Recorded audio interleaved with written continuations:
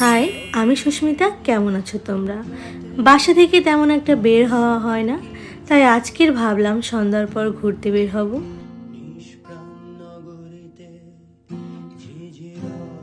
সন্ধ্যার পর আমরা ঘুরতে এসেছিলাম একটি সুন্দর রেস্টুরেন্টে। এখানে পরিবেশটা অনেক সুন্দর ছিল, চারদিকে শুধু ফুলের গাছ। অন্যদিকে দু বোন একসাথে থাকলে টুকটাক ফানি ভিডিও করা হয়। এখানে আমরা দু বোন আলাপ করছিলাম যে একটা সময় প্রায় সবাই দেখতাম ঠোঁট উঁচা করে ছবি তুলতো, কিন্তু আমার কাছে ভালোই লাগতো না কখনো। অমনভাবে ছবি তোলা আমার কাছে ভাল লাগতো না। তোমাদের কেমন লাগতো বলো।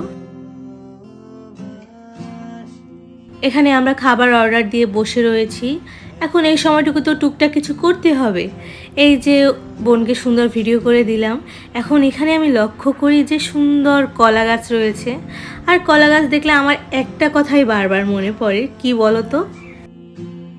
যেহেতু বরিশাল্লা, কলা পাতায় মাছ ভাজি তো অনেক পছন্দের। আর ঢাকায় তেমন কলা পাতা পাওয়া যায় না। মা যখন ঢাকায় আসে তখন বেশি করে কলাপাতা নিয়ে আসে, তখন আমি মাছ ভাজি খাই। এজন্য কলাপাতা দেখলেই আমার এই কথাগুলো মনে পড়ে। যতদিন যায় আমি কিন্তু ততই গুলুমুলু হয়ে যাচ্ছি, কিন্তু তেমন একটা দেখে বুঝাবে না, কারণ আমি একটু ঢিলা ঢালা ড্রেস পরি।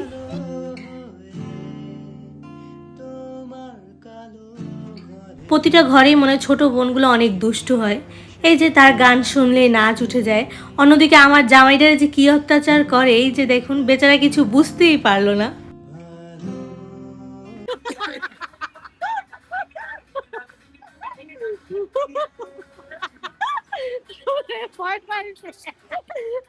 আমার জামাই হৃদয় খানের গান অনেক পছন্দের। সে ফোন চালাতে চালাতে গান গাচ্ছিল, তখন আমি ভিডিওটা করে নিয়েছি, তোমাদের দেখাচ্ছি। বলি যত তুই চলেছিস তোরই মতো, সাথী আমার তোর পেছনে। এর মধ্যে আমাদের খাবার চলে এসেছে। আমরা নিয়েছিলাম চিকেন নুডলস এবং থাই চিকেন ফ্রাই। খাওয়া দাওয়া শুরু করে দিলাম। আর এখানে খাবারের মান অনেক ভালো ছিল।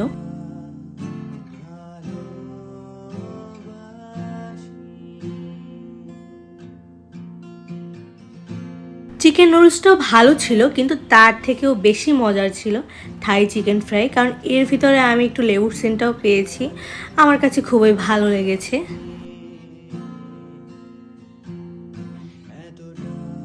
অনেকেই আমাকে জিজ্ঞেস করে যে দিদি, তোমার ব্লগ ভিডিওতে ম্যাক্সিমাম খাবারের ভিডিও।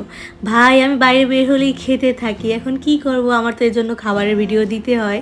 এই যে মাঝে মাঝে লজ্জায় পড়ে আবার হাত দিয়ে ঢেকে ঢেকেও খাই।